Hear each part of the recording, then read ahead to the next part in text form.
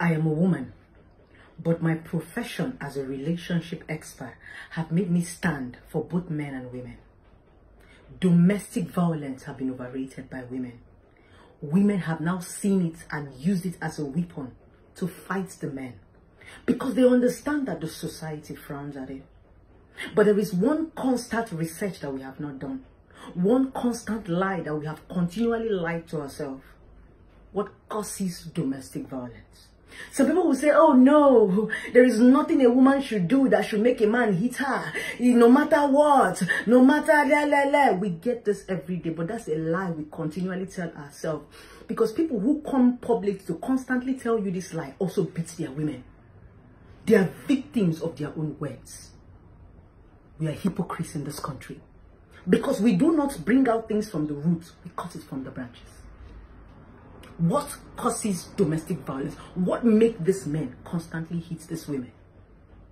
That's one truth women have never said. One truth a lot of us have denied. Yes. Now, I have done my research. Now, if we have 100% of women, 65% to 70% of women trigger domestic violence. Yes, I said it.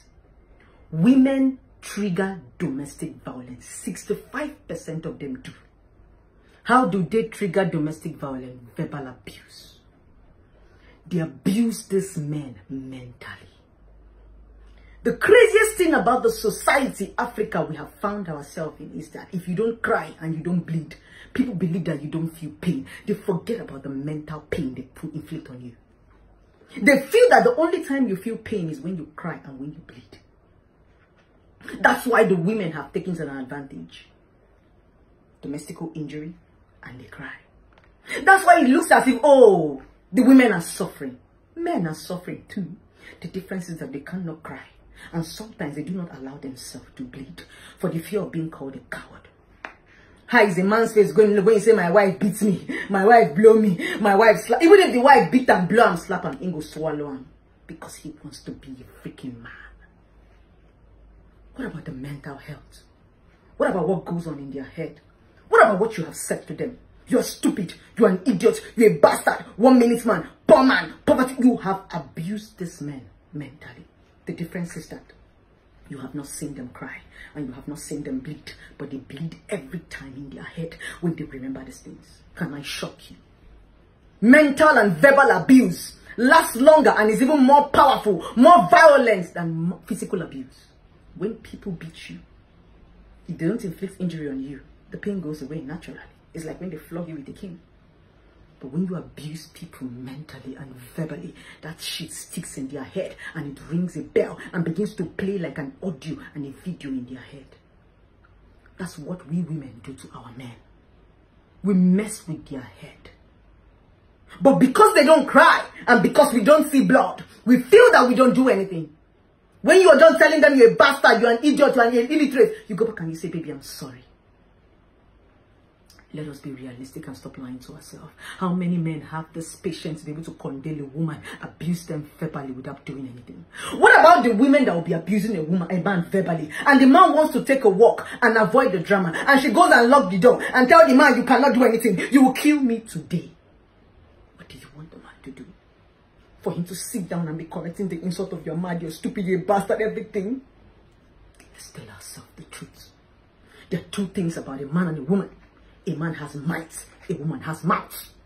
The only way a man can show he's a man is by raising his might, is by showing you how powerful he is. The only way a woman can show she's a woman is our mouth. We talk 247. We express ourselves more by talking, but men don't talk. Men also suffer domestic violence too. They are bleeding in their head. That's why they die quickly. They don't know how to express themselves.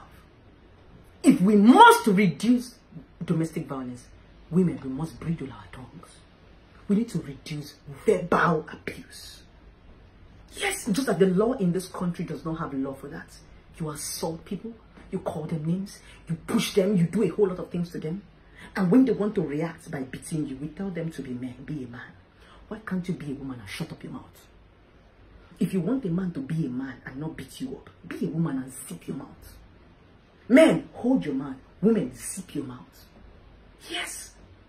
It's high time we begin to control our tempers. Men, control your temper. Do not hit your woman. Women, control your mouth. Stop running your mouth. Yes. Don't expect to give people dagger. You don't expect to kill people and expect them to just sit down and be looking at you. They're humans. Men have blood flowing through their veins. They don't tell me about maturity. They're humans.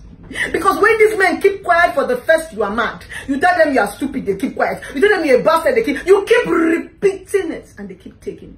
They are human. They have blood flowing through their veins. Women have told men things that is enough to kill a human being. They are suffering mentally. They can't even voice. Our society would not even listen to them because they are supposed to be a man. Women, please, I am begging you, if domestic violence must reduce, let us bridle our tongues. 65 of women who suffer domestic violence give the men verbal abuse.